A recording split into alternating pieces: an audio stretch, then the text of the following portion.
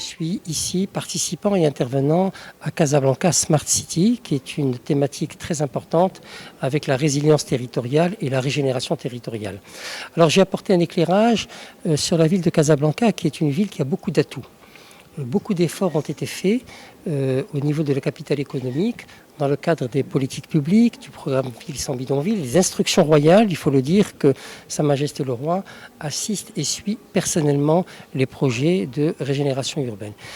Mais Casablanca est une ville qui compte aujourd'hui 5 millions d'habitants et qui a des atouts qui sont ceux d'être un nœud ferroviaire, aéroportuaire, qui est un tissu industriel très dense, qui a aujourd'hui une transition économique vers Casafinance.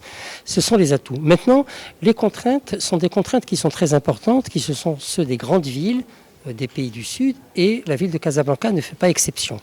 Nous avons le déficit et le défi de la fracture urbaine, des inégalités territoriales, du logement décent. Vous savez que la capitale économique a une demande non réglée de 30% de logements à l'échelle nationale, ce qui est énorme.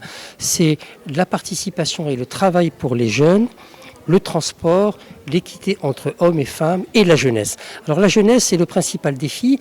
Nous avons vu le nouvel modèle de développement économique qui vient d'être présenté à Sa Majesté, a présenté 5 axes stratégiques. C'est d'abord l'intégration, une métropolisation qui soit équitable, préserver les ressources hydriques.